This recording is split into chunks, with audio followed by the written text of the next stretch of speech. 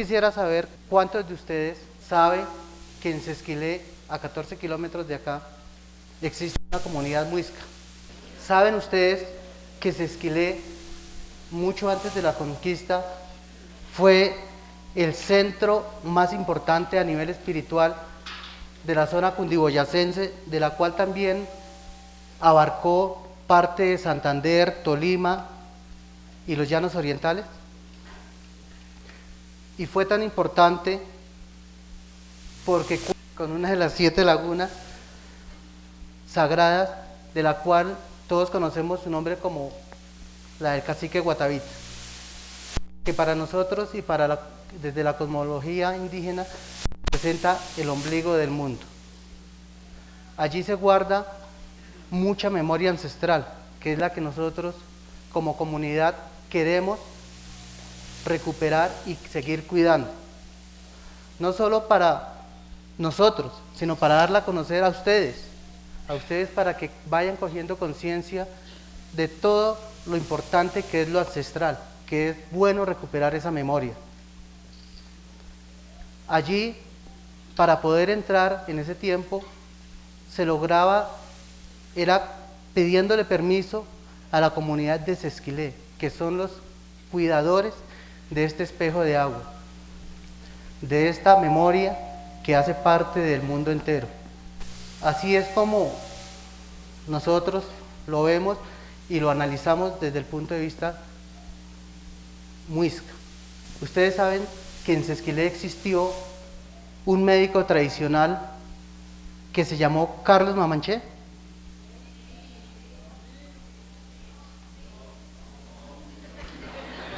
Bueno,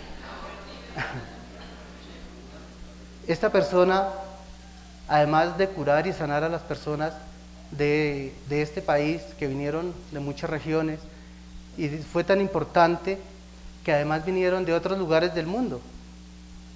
Vinieron a que no solo que los curaran sus dolencias físicas, sino también sus dolencias espirituales, que son las más graves, las más enfermizas, las que a veces no se logran curar con una aspirina, con un calmidón, sino con palabra, con plantas.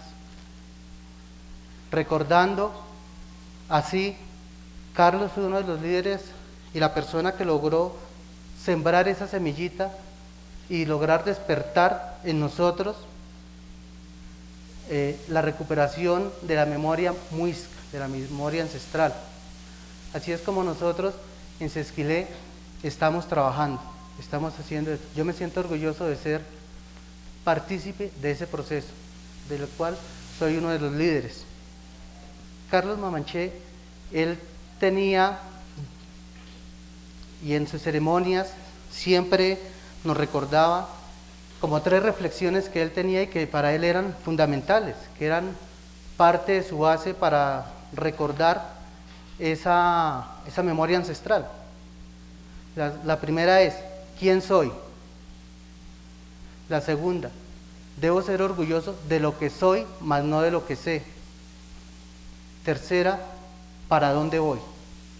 También quiero hablarles de quién era Carlos Mamanché.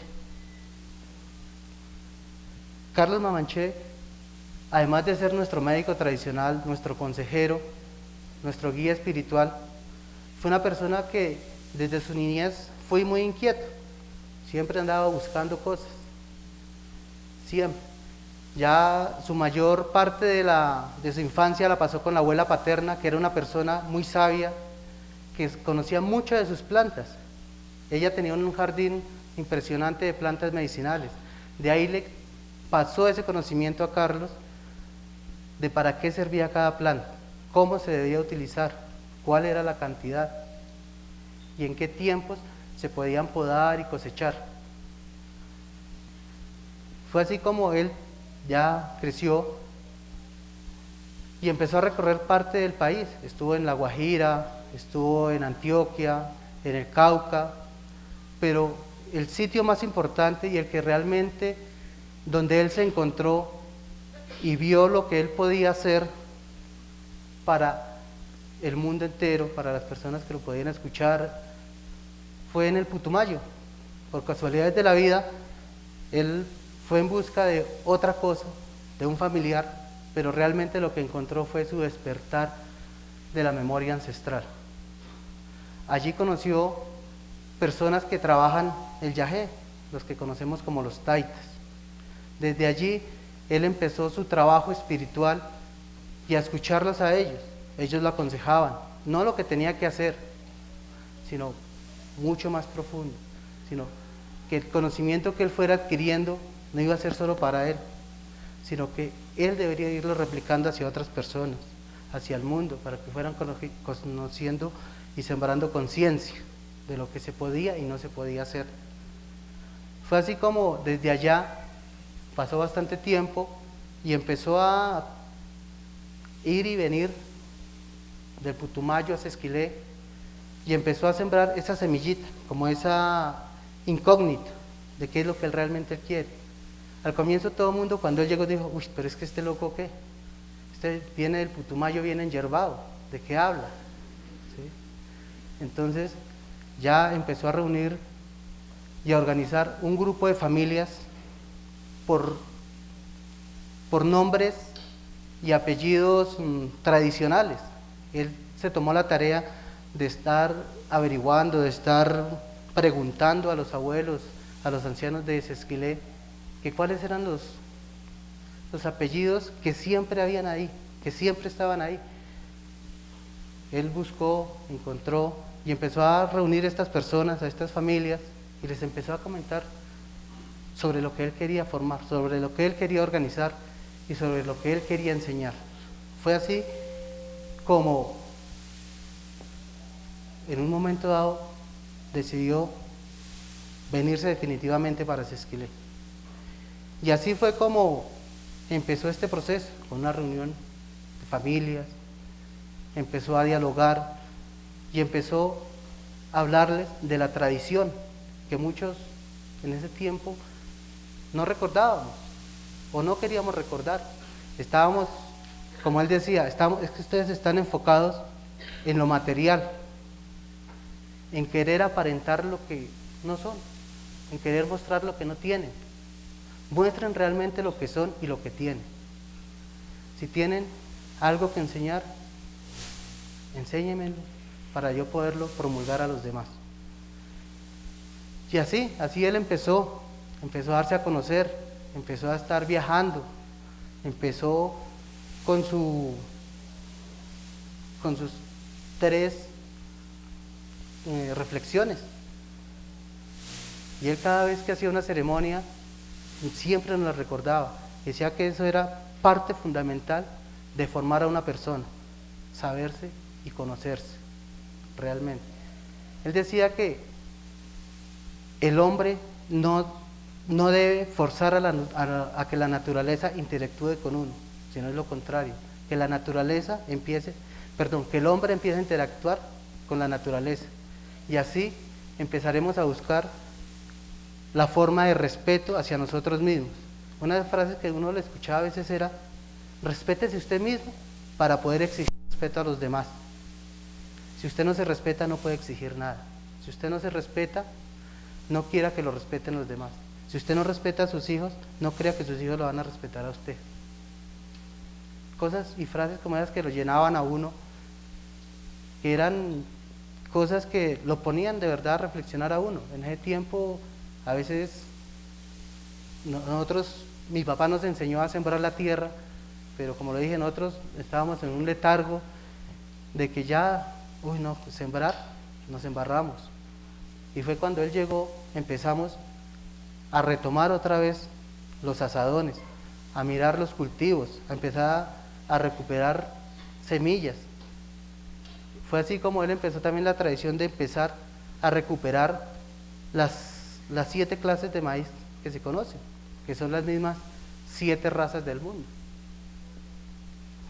Entonces, él empezaba y hablaba y nos decía, ¿usted qué quiere? ¿Usted quiere ser ingeniero? ¿Quiere ser arquitecto? ¿Qué es lo que quieren ser? Pero créanse, no porque el papá se lo exige, no porque es una tradición familiar, sino porque a usted le gusta y le nace. Cosas como esas es lo que nosotros debemos empezar a respetarle a nuestros hijos para que ellos realmente se eduquen, sean algo en la vida, no alguien, porque alguien puede ser muchos, pero que sean algo en la vida, algo productivo. Y así fue como él empezó también a hacernos recorridos por el territorio, empezar a reconocer los sitios sagrados. En Sesquilé contamos con muchos, está Tres Viejas, está la Laguna del Guatavita, está la Piedra del Sapo, está la Chorrera, muchos más. Pero él decía, es que no hay que ir solo por ir, hay que ir con respeto, hay que llevarles algo y ofrendarles algo, porque nosotros solo pedimos y pedimos, pero ¿qué estamos dando? Realmente, ¿qué estamos dando? Solo pedimos, y hay que saber pedir. Él en una ceremonia decía, hay que saber pedir, porque ahorita cualquiera de ustedes puede pedir un carro. Bueno, lo pide, ¿qué tal? Se lo den, ¡pum! El carro le cayó encima y lo estripó. ¿Lo disfrutó? No. Entonces, cosas como esas nos enseñó. Él fue una persona que a pesar de su temperamento fuerte, él era frágil en sus sentimientos. Uno lo veía serio, como que uno decía, uy, está como bravo, pero a la hora de la verdad no. Y su punto más débil dentro de su proceso fue, y eran los niños. Él decía, este proceso no está hecho para ustedes los adultos, sino para sus hijos y los hijos de sus hijos, y los hijos de los hijos de sus hijos. Así nos lo decía. Ustedes tienen que empezar a educarlos, tienen que empezarles a enseñar qué es memoria ancestral, qué es tradición, empezarles a llevar oralidad, empezarles a llevar cultura, que cultura no es solo venir y decir, no, qué baile tan bonito y ya vinieron, se presentaron, bailaron y ya, pero realmente el baile, ¿qué les enseñó? Hay veces que uno pregunta, cuando hacen festivales de carrozas, de bailes, todo esto, uno se pregunta, bueno, el baile muy bonito, pero uno va y le pregunta, o la carroza muy bonita, y uno les pregunta, ¿qué significado tiene esto? Ah, no, lo hicimos porque sabíamos que teníamos que presentarnos y necesitábamos ganar el primer puesto. ¿Sí? Pero realmente no enseña, no educa. Él también tenía una parte que él decía que ahora en las instituciones no educan, sino dan es una información, es solo información. Leas este libro y me lo recita el otro día.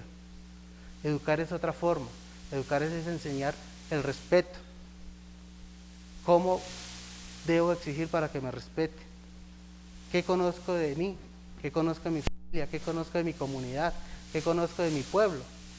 Todo eso era lo que él nos replicaba, todo eso era lo que él nos enseñaba. Y así fue como, lamentablemente,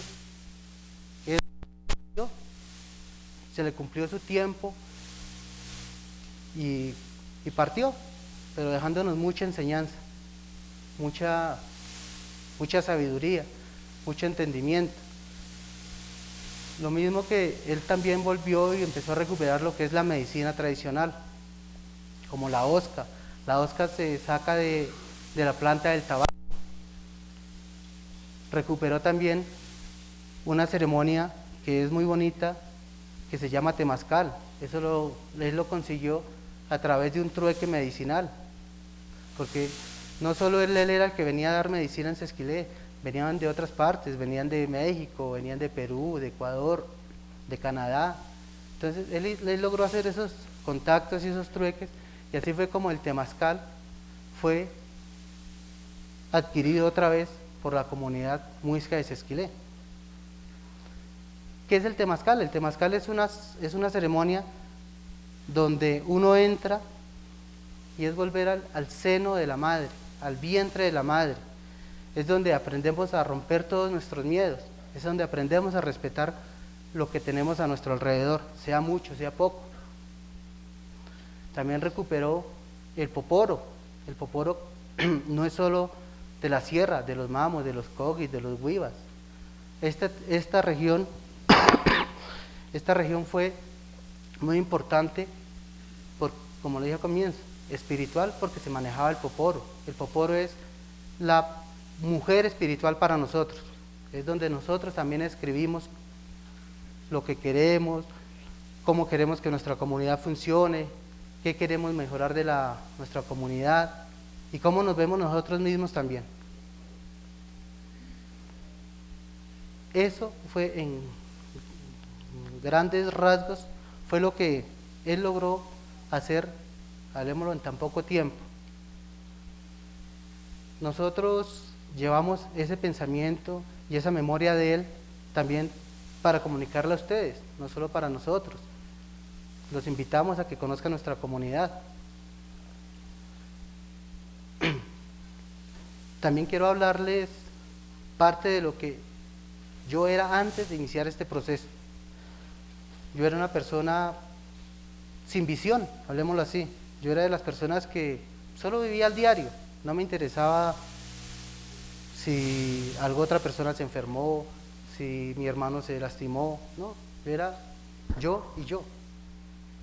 Así fue como cuando Carlos empezó a llegar, él empezó a cambiarnos esa mentalidad. Él nos decía, usted tiene que dejar de ser tan orgulloso de su ego, porque usted no sabe nada. Usted quiere saber mucho, pero no sabe nada. Usted se la pasa con esos amigotes solo tomando cerveza. ¿Qué aprende ahí? ¿Solo jugar tejo y rana? No, eso. Y él con sus palabras me empezó a hacerme encontrar yo mismo. Y fue así como, afortunadamente, se logró la conformación de esta comunidad muisca, y habemos muchos, o hay muchas personas que nos sentimos orgullosos de eso, de que somos parte activa de esta comunidad. De mi parte yo me siento muy orgulloso de lo que soy. ¿Por qué? Porque yo soy único. Nadie sabe hacer lo que yo sé. Nadie sabe el miedo que yo siento aquí estar aquí parado.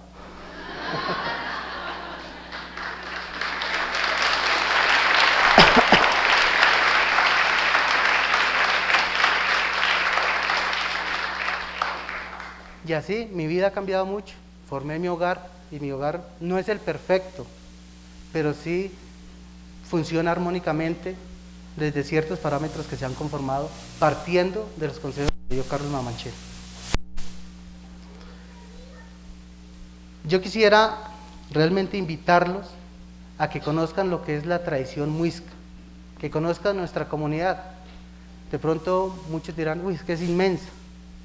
El sitio donde nosotros estamos ubicados es pequeño, pero para nosotros y desde nuestra visión es enorme, porque no solo abarca ese sitio, sino todo el territorio. Abarca hablemos desde Sesquilé, Guatavita, toda esta región. Para nosotros realmente ese es nuestro territorio y nuestra casa. Y como para terminar, es dejarles como la inquietud de que realmente piensen y analicen yo qué he hecho para cambiar este mundo. No hablemos de, bueno, voy a acabar la guerra, no, sino realmente yo qué estoy haciendo para que este mundo sea mejor, al menos a mi alrededor, al menos en el entorno de mi hogar, con mis amistades, con mis amigos, en el colegio, en las universidades, en el trabajo. Yo saludo, yo me despido. ¿Realmente estoy haciendo algo? Ixequi.